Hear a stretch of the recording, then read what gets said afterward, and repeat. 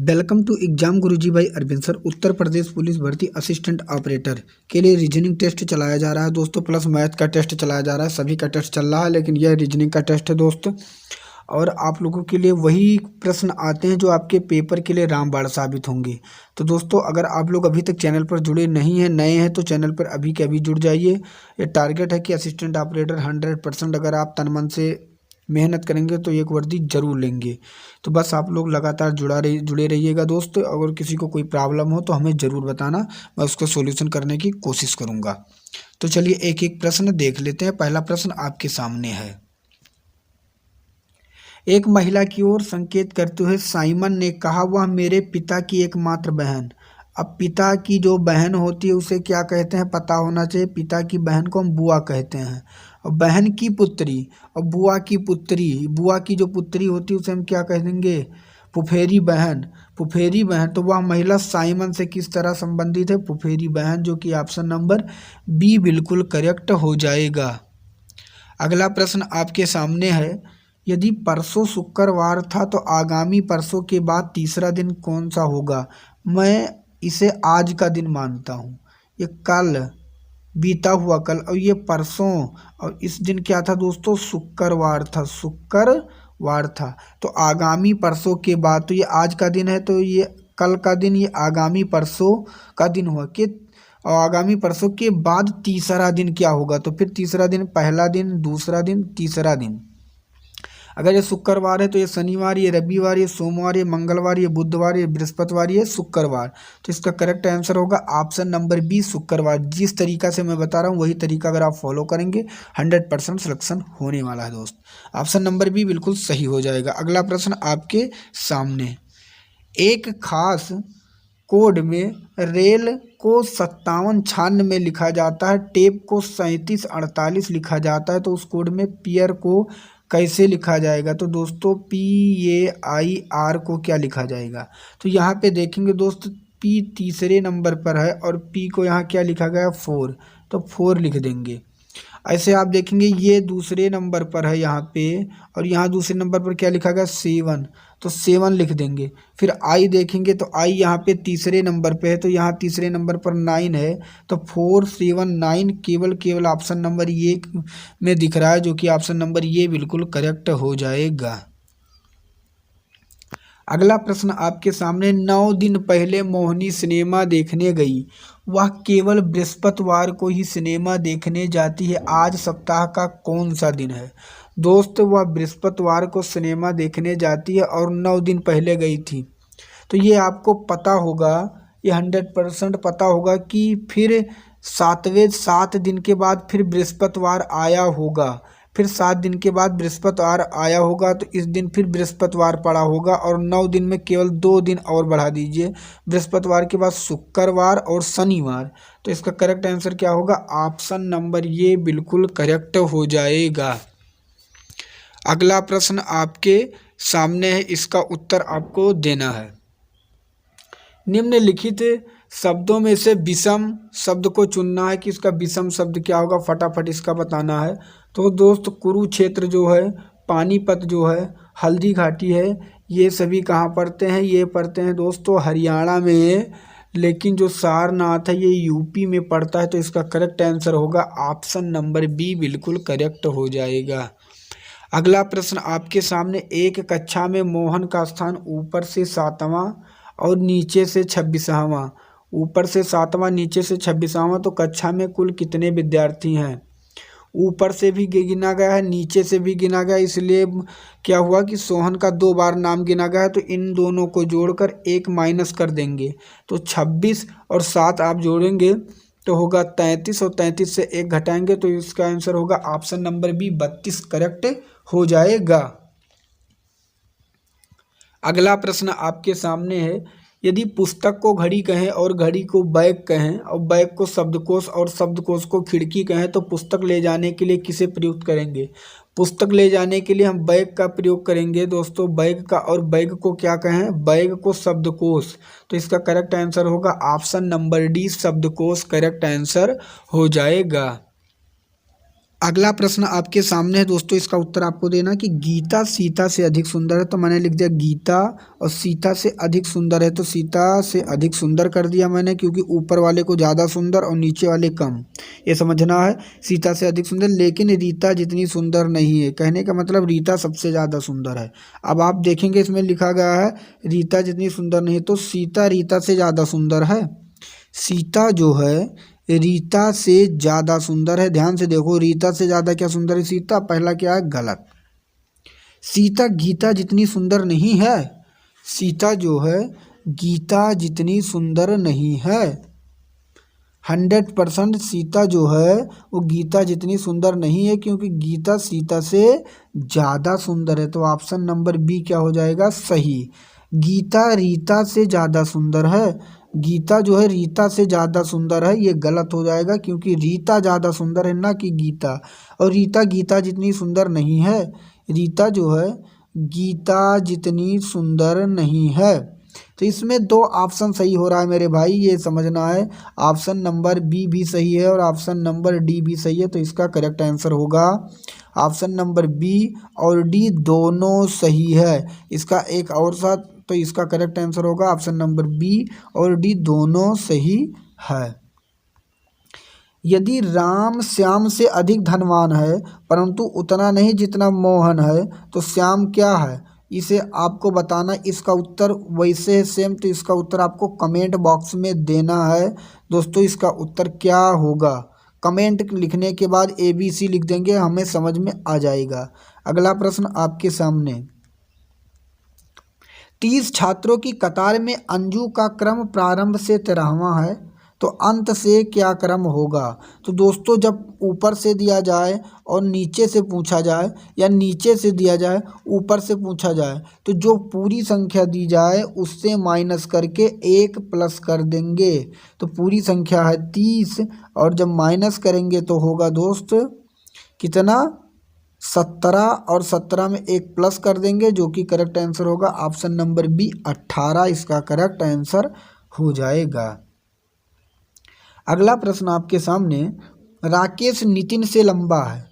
तो मैंने लिख दिया दोस्त कि राकेश जो है नितिन से लंबा है, मैंने नितिन से लंबा कर दिया, किंतु भरत जितना लंबा नहीं है। कहने का मतलब भरत सबसे ज़्यादा लंबा है। लोकेश राकेश से छोटा है किंतु गौरव से लंबा है। इनमें से सबसे लंबा कौन है। देखिए राकेश नितिन से लंबा है, तो राकेश जो है वो नितिन से तो लंबा है। आगे फिर किंतु भरत जितना लंबा नहीं है, और भरत जितना लंबा नहीं, मैं कहने का मतलब भरत उससे ज़्यादा लंबा है। लोकेश राकेश से छोटा है। लोकेश राकेश से छोटा, तो राकेश दोस्तों लोकेश कहीं ना कहीं यहाँ होगा। राकेश से छोटा किंतु गौरव से लंबा है। इनमें से सबसे लंबा कौन है। तो दोस्तों असल में यहाँ पे गौरव का नहीं दिया गया, लेकिन ऊपर सबसे दिख रहा है भारत, तो इसका करेक्ट आंसर होगा ऑप्शन नंबर सी, भारत सबसे ज़्यादा लंबा है। यहाँ ये नहीं कहा गया कि गौरव भारत से लंबा है। अगर ये कहा जाता है तो हम गौरव को प्रेफरेंस देते, लेकिन ऐसा कुछ नहीं कहा गया, इसलिए इसका correct answer option number B सही हो जाएगा। दोस्तों ऑप्शन नंबर सी सही हो जाएगा। शारदा ने दक्षिण दिशा में चलना शुरू किया। दोस्तों दक्षिण जो होता है वह नीचे होता है। दक्षिण दिशा में चलना शुरू किया, 15 मीटर चलने के बाद वह 2 बार बाएं घूमी। और दोस्तों 2 बार बाएं घूमने का मतलब किधर हुआ, जब आप दक्षिण की दिशा में चलेंगे तो आप बाएं इधर घूमेंगे, 1 बार बाएं और 1 बार बाएं।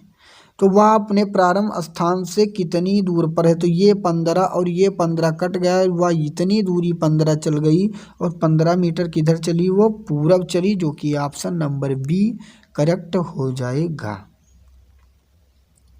अगला प्रश्न आपके सामने, एक दिन शाम को सूर्यास्त से पहले, तो शाम को पश्चिम के दिशा में सूर्य उगता है।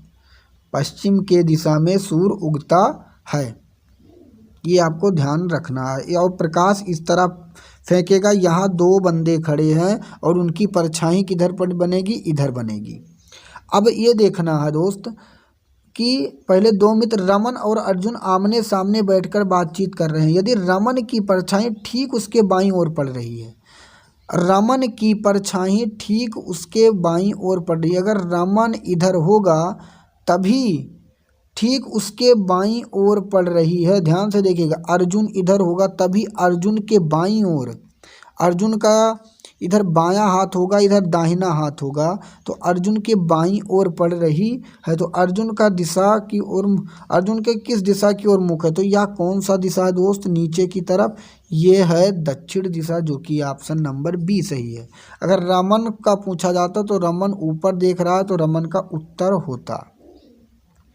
अगला प्रश्न आपके सामने, एक व्यक्ति दक्षिण की ओर 6 किलोमीटर चलता, तो दक्षिण की ओर 6 किलोमीटर चलता, और वह बाईं ओर मुड़कर 4 किलोमीटर चलता, और फिर वह बाईं ओर मुड़कर 5 किलोमीटर चलता।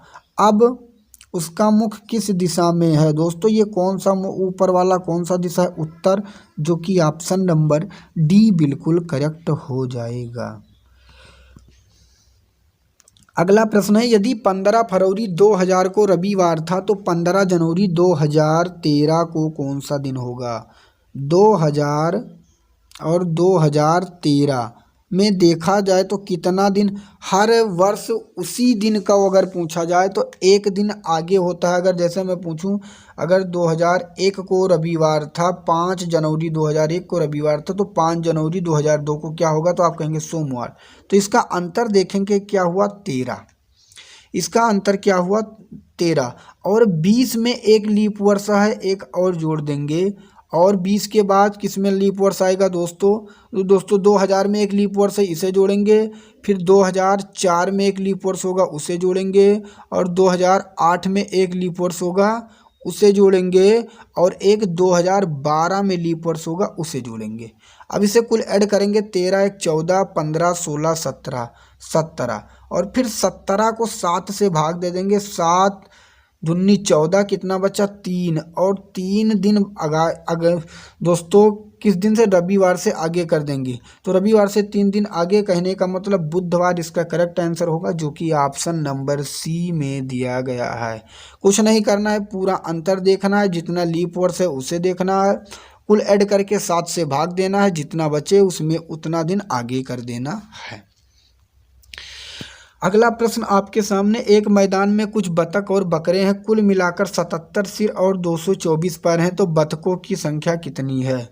दोस्तों जब इस तरह सवाल पूछा जाए तो जो पैर वाला दिया गया है 224, इसे 2 से भाग दे देना है, 2 से भाग देंगे तो 112 आया। अब 112 को पहले आप 77 से जब माइनस करेंगे तो इसका 4 पैर वाला आंसर होगा, और जब इसे माइनस करेंगे तो 12 से 7 निकालेंगे 5, और यहाँ बचा दोस्त 10, और 10 में से 7 निकालेंगे 3।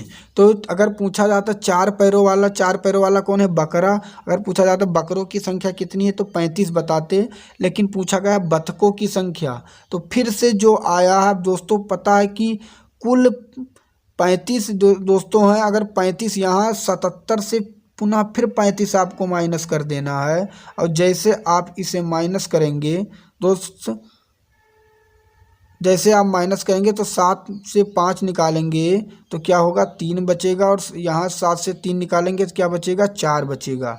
7 से 5 निकालेंगे दोस्त 2 बचेगा, और 7 से 3 निकालेंगे 4 बचेगा, तो इसका करेक्ट आंसर होगा 42, जो कि ऑप्शन नंबर बी में दिया गया। ये हुआ 4 पैर वाला। अगर बकरों के पूछा जाता तो 35 बोलते, अगर बतखों का पूछा जाएगा तो 42, तो बतखों का पूछा गया तो ऑप्शन नंबर बी करेक्ट हो जाएगा।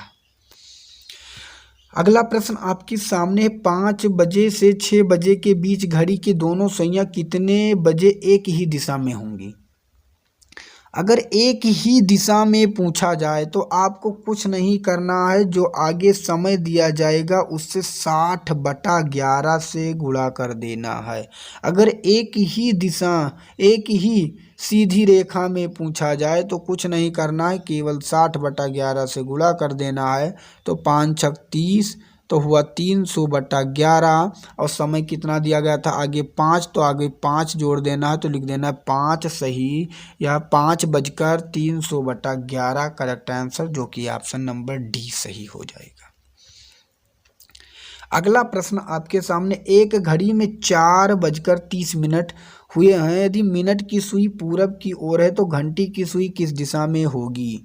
दोस्तों हम क्या करते हैं, पहले एक घड़ी बनाते हैं, यहाँ 12 है, यहाँ 1 है, यहाँ 2 है, यहाँ 3 4 5 6 7 8 9 10 और 11। अब क्या करेंगे हम, दोस्तों पूछा गया है अगर 30 मिनट की सुई ये है और घंटे की सुई ये है, तो हम क्या करेंगे, अगर ये पूरब है, ये पूरब बता रहा है दोस्तों, क्योंकि यहाँ पे मिनट की सुई पूरब में बता, अगर ये पूरब है तो ये क्या होगा, पश्चिम होगा। अब देखिए पश्चिम यहाँ होना चाहिए, लेकिन पश्चिम यहाँ है, तो उत्तर कौन सा होगा, ये उत्तर होगा, और ये क्या होगा, ये दक्षिण होगा। तो पूछा गया है कि घंटी की सुई किस दिशा में होगी, तो दोस्तों ये देखिए ये कौन सा दिशा, ये उत्तर है और ये पूरब है, तो इसका करेक्ट आंसर होगा उत्तर पूरब के बीच में होगी, जो कि ऑप्शन नंबर बी में दिया गया है। दोस्तों इसका प्रश्न का उत्तर साध हो गया, ये 2 बार आ गया है। अब हम आपको बता दें इसका पीडीएफ आपको हमारे टेलीग्राम चैनल पर मिलेगा, जिसका नाम है exam Guruji by Arvind sir. आप जाकर इसका पीडीएफ ले सकते हैं और प्रैक्टिस कर सकते हैं। और दोस्तों अगर आप हमारे साथ जुड़े रहेंगे तो 100% मैं वर्दी दिलाकर आपको मानूंगा। पढ़ना आपको है किसी ना किसी तरह से, जब तक आप पढ़ेंगे नहीं सिलेक्शन हो नहीं सकता। और सिलेक्शन लेने का सबसे गोल्डन चांस होता है क्या, कि आपको प्रैक्टिस, आप प्रैक्टिस करते रहिए। टॉपिक वाइज भी क्लास आ रही है, अगर इसको आप पूरा प्रैक्टिस देखना चाहते हैं तो प्लेलिस्ट बना दी गई है, आप जाकर वहां से पूरा प्रैक्टिस कर सकते हैं। और प्लस में टॉपिक वाइज हिंदी की और साइंस की आ गई, देख सकते हैं और प्लस नोट्स बना सकते हैं। तो मिलेंगे एक दूसरे नेक्स्ट वीडियो में, तब तक के लिए आप लोग पढ़ते रहिए, मुस्कुराते रहिए। किसी को कोई प्रॉब्लम हो तो कमेंट में ज़रूर बताना। और दोस्तों हाँ आपको बता दें, पॉजिटिव कमेंट जरूर करना, क्योंकि आपका कमेंट ही और आपका लाइक ही हमें मोटिवेशन देता है। तो मिलेंगे एक दूसरे नेक्स्ट वीडियो में, तब तक के लिए जय हिंद, जय भारत, वंदे मातरम।